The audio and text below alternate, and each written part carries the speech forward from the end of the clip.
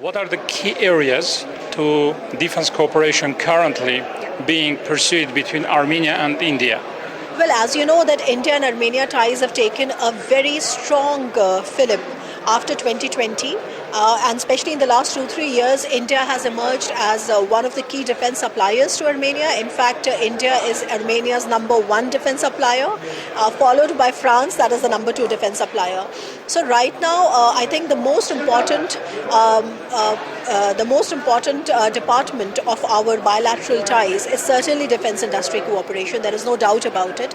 And India is also very proud to offer to Armenia state-of-the-art platforms at a price which are very competitive, and really the Western equipments are good but very expensive, but Indian equipment is as good but not expensive. So I think that's a mutual win-win there.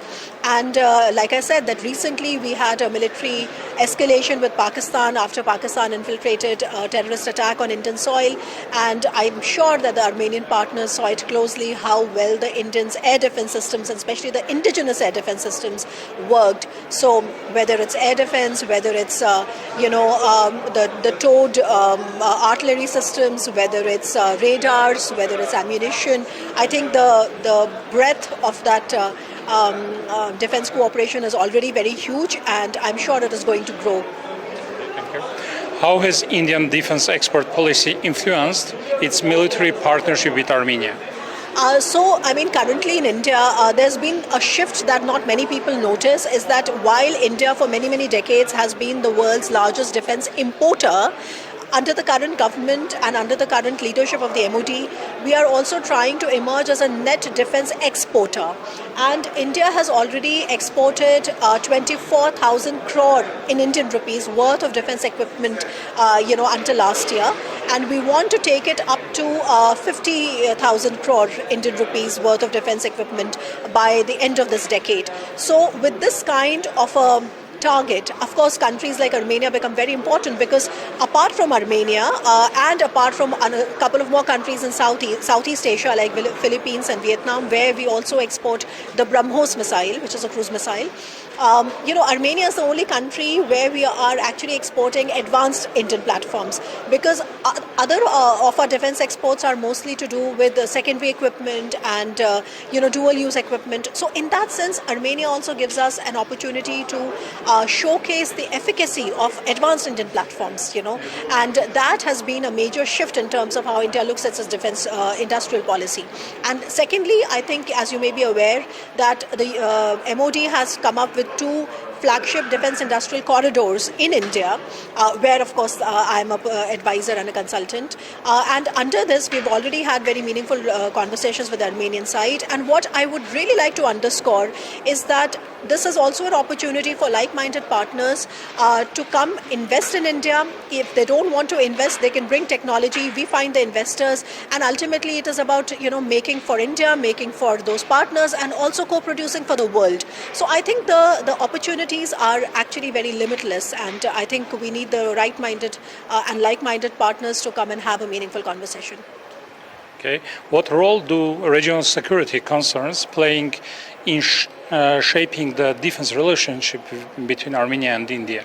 Yes, of course. So like I said, the defense industry cooperation that has grown so much in the last 2-3 years alone, that is just one part of how India is looking at its policy in the South Caucasus. There are also other reasons. We clearly see that there's a geopolitical convergence as well, because Azerbaijan, as you know, is being supported by Turkey, supported by Pakistan, and Azerbaijan has also come out, I would say, very blatantly against Indian interests when recently we had a terror attack from Pakistan. So, on the other hand, you see an emerging cooperation between Greece, India, Armenia, also supported by France. So you do see that there's a larger geopolitical convergence. It's not just about the defense industry relations. So these regional things are important for us. And secondly, a thing that is not really mentioned too much, because it is still in the stage of evolution, is the connectivity that Armenia provides to us, because Armenia is very much a part of the international north-south corridor, and we are also in a trilateral framework with Armenia and Iran, okay, to sort of explore the connectivity better, because right now India is looking at expanding its footprint in regions of Europe. So, for example, in Central Europe, in Mediterranean Europe, in South Caucasus. So, I think Armenia also becomes a strategic gateway for us. So it is a relationship which has all the right ingredients. The speed at which the relationship has grown itself speaks volumes of just how much potential we have, and I think we should, I think this year sometime, we should be able to elevate the relationship to a strategic partnership level at least, so that it is able to do justice to where the two countries are going. What can you say about the Armenian Greek and Greece and India relationship in the defense area? Like I said, that India is already a very close partner to Greece, especially to France, and of course Greece also very recently. And I do see that there is a lot of potential among these countries. They're all like-minded countries, India's partners. So India and France already have something called the Defense Industrial Roadmap, where we are brainstorming things like co-producing for the world. And especially Armenia becomes important here because India is Armenia's largest defense supplier, but the number 2 defense supplier is France. So it only makes sense for India and France to then co-produce in order to give to Armenia. And then of course Greece is another partner with whom we recently had a strategic partnership, and Greece is also becoming very important to us in this particular sector, and we see that Greece makes a lot of sense here. So I personally think that there would be a win-win situation if this kind of a framework is set up where like-minded partners can come and export together and sell together. It would also build trust, and it would also build reliability, which is a very important part of any defense industry relationship. So I think there is a lot of potential for India, Greece and France to have a trilateral kind of an interest in developing Armenia's resilience in terms of its defense readiness. The last question about the technology transfers. What can you say about the technology transfers in the defense area between Armenia, Greece and India?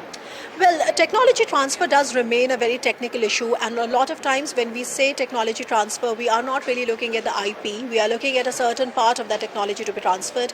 I think there is, again, this is going to be supported by like-minded partners and partners with whom we have the trust and the reliability factor in place. So, yes, we do understand that in today's defense industry relationships, it is not just about buying and selling. It is also about co-producing. It is also about,